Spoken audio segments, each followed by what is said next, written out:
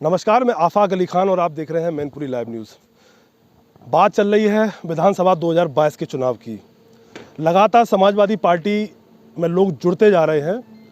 लग रहा है कि सरकार बनने वाली है, लेकिन क्या ये वास्तविकता धरातल पर भी दिखाई पड़ेगी या लग रहा है? उसी कड़ी में हम विधानसभा भोगा में हैं, क्योंकि हमने पहले भी और दावेदारों से बात की है।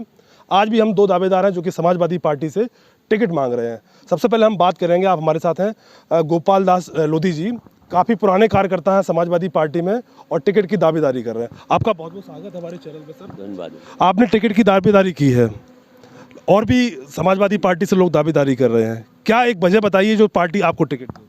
देखिए, ऐसा है, एक तो हम सबसे पुराना कार्यकर्ता हूँ, ज़मीनी कार्यकर्ता हूँ। दूसरा, हमारा यहाँ जाति जो है गणित सबसे बेटर है। करीब 70,000 लोधी राजपूत यहाँ है और पूरे लोधी राजपूत ने मन बना लिया है कि समाजवादी को वोट देना है इस बार, क्योंकि अग्नोत्री जो हैं उन्होंने कोई लाभ नहीं दिया जो सोच रहे थे वो लोग। दूसरा, हमारा जो है अब सभी समाजों में ज़मीनी जुड़ाव है, बिल्कुल आत्मीय जुड़ाव है।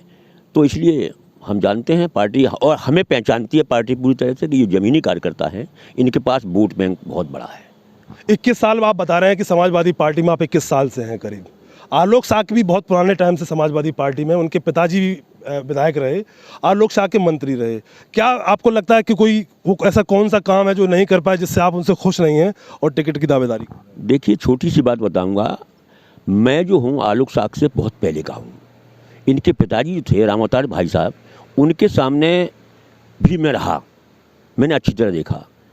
आलोक जी को, भाई साहब बहुत अच्छे आदमी थे, आलोक जी को बाद में विरासत के रूप में ये विधायकी सौंपी गई थी।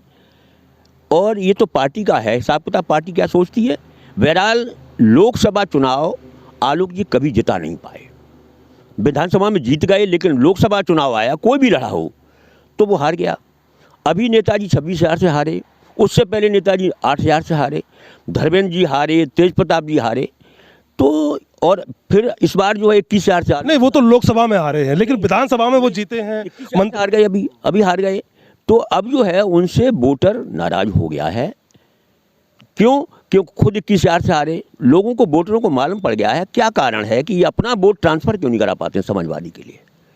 और इस बार जो है पार्टी ये सोच रही है कि लोधी राजपूत सर्वाधिक मत हैं, और हम लोगों ने तो ये स्पष्ट कहा है कि 2022 में विधानसभा ऐतिहासिक जीतेगी और 2024 में भी ऐतिहासिक जीतेगी। न जीतूं तो हमको गेट आउट करें। नहीं, इसमें कोई दो राय नहीं है कि जो आपका लोधी समाज है वो यहाँ पर सबसे ज़्यादा संख्या में है, वोट बल भी है और संख्या बल भी ज़्यादा है हर तरीके से।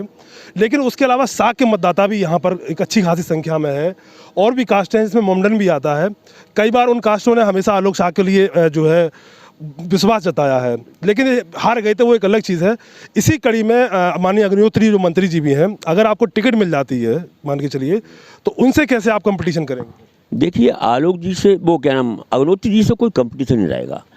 अब और जो है मंत्री जी की और अग्निहोत्री जी की यहाँ जमानत जब्त होगी, ये पक्का बिल्कुल है, निश्चित। पूरा आवाम जानता है हमारे लोगों को कि जब ये टिकट मिलेगी तो ये जमानत जब्त करके भागेंगे, ये स्थिति है। गोपाल दास लोधी जी हैं, इनसे हम बात कर रहे थे। उसी कड़ी में आपकी धर्मपत्नी हैं कृष्णा दास लोधी जी, ये भी समाजवादी पार्टी से ही टिकट मांग रही हैं। हम उनसे भी बात कर लेते हैं।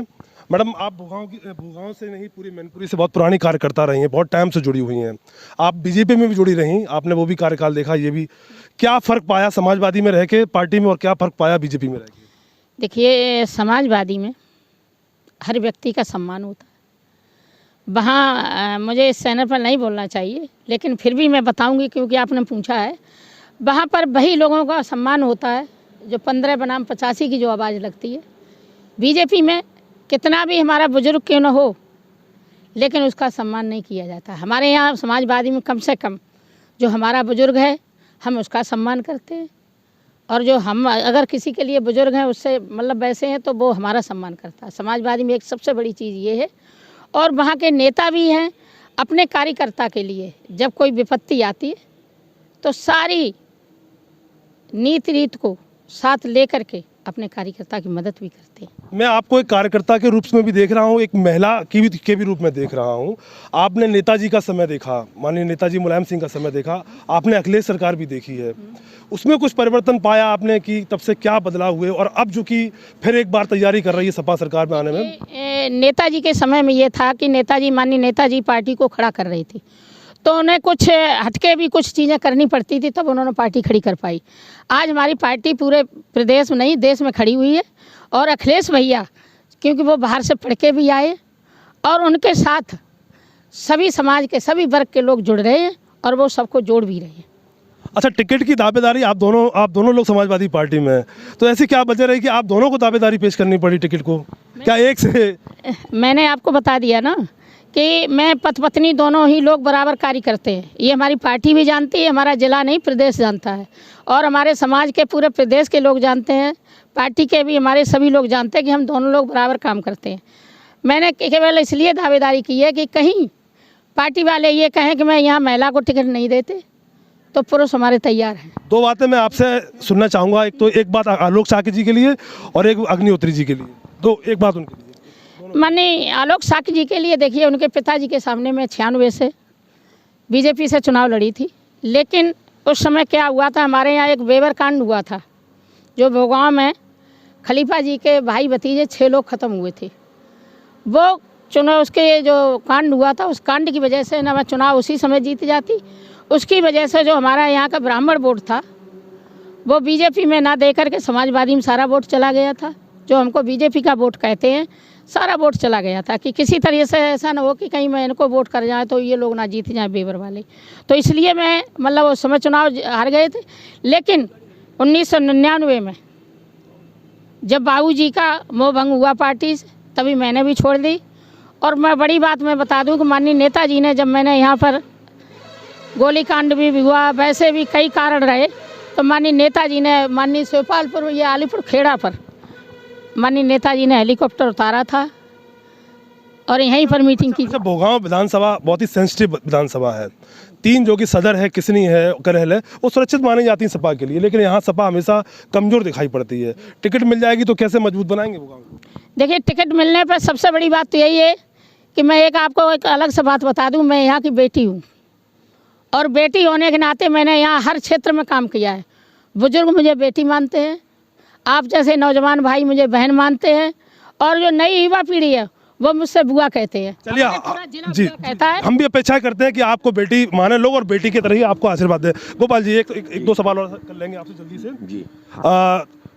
नेताजी हाँ हार गए थे चुनाव, और आप भी दावेदारी कर रहे हैं, आलोक साकी भी उस समय पे लड़े थे लेकिन जीत नहीं पाए थे। कैसी तैयारियां हैं कि यहाँ से आप निकल पाएंगे अगर टिकट मिल जाती है? देखिए, निकलने की बात नहीं है, यहाँ पर टिकट मिलने के बाद चुनाव एक तरफा होगा, और भारतीय जनता पार्टी यही नहीं पूरे जिले से विदाई होगी भाजपा। सड़क, पानी, बिजली तो आम कॉमन समस्याएं हैं। अगर जीतेंगे, प्रत्याशी बन जाते हैं, जीत जाते हैं, कुछ सोचा है भोगांव के लिए अलग से कुछ? हमारे यहाँ तो विकास का काम रहता है, हम लोग विकास की बात करते हैं। जो भी ऐसा है, लोग ये कहते हैं कि रोजगार की व्यवस्था नहीं हो पाई, शिक्षा की व्यवस्था हमारे यहाँ हो गई है, रोड की विकास की हो गई है। हम लोग ये सोचेंगे कि कोई भी रोजगार का साधन उपलब्ध हो, कोई ऐसा छोटी मोटी कारखाना लगे जिससे कम से कम इस क्षेत्र के लोगों को रोजगार वहाँ मतलब है स्थानीय लेवल पर मिल सके। एक आखिरी सवाल आपसे, आपने दावेदारी पेश की है समाजवादी पार्टी से, क्यों पार्टी आपको टिकट दे, उसकी एक वजह बताइए, और अगर आपको टिकट मिल जाती तो जनता आपको वोट क्यों करे, एक वजह उसकी बताइए। देखिए, जनता तो यहाँ की बिल्कुल समाजवादी है हमारे लिए पूरी तरह से। दूसरा, टिकट मिल जाती है तो आप क्या बताया आपने, कैसे जीतेंगे? अगर आपको टिकट मिल जाती है यहाँ से समाजवादी पार्टी से, तो जैसे कि पार्टी के आला कमान नेता है, वो आपको टिकट क्यों दें, उसकी एक वजह बताइए। और अगर टिकट मिल जाती है तो जनता आपको वोट क्यों दे, उसकी एक वजह बताइए। टिकट वो इसलिए दें क्योंकि यहाँ पर स्थिति समाजवादी जो आप कह रहे हो कमज़ोर हो गई है, ये कैसे मजबूत हो। और हमने वादा किया है, उनको पूरा विश्वास दिलाया है कि एक बार आजमा लो, ये विधानसभा जीतेगी ज़बरदस्त, आगे कोई भी दिक्कत नहीं होगा, पूरे जनपद में भाजपा का खात्मा होगा, ओपन चैलेंज है ये। चलिए, समाजवादी पार्टी भोगांव से ही हमारे साथ थे गोपाल दास लोधी जी और उनकी पत्नी कृष्णा दास लोधी जी, दोनों लोग दावेदारी कर रहे हैं भोगा विधानसभा सीट से विधायकी के लिए, लेकिन इनके लिए एक चैलेंज होगा, क्योंकि यहीं से रामनरेश अग्निहोत्री जो कि कैबिनेट में मंत्री भी हैं, मौजूदा विधायक भी हैं, एक बड़ा चैलेंज है इनके लिए भी। और आलोक साके जो इन्हीं की पार्टी में है, वो विधायक रहे, वो भी मंत्री रहे, एक वो भी चैलेंज इनके लिए है। अब देखना होगा, विश्वास से तो लवरेज हैं, लेकिन क्या वो विश्वास हकीकत में बदल पाएगा, ये देखने वाली बात होगी। आफाक अली खान, मैनपुरी लाइव न्यूज़।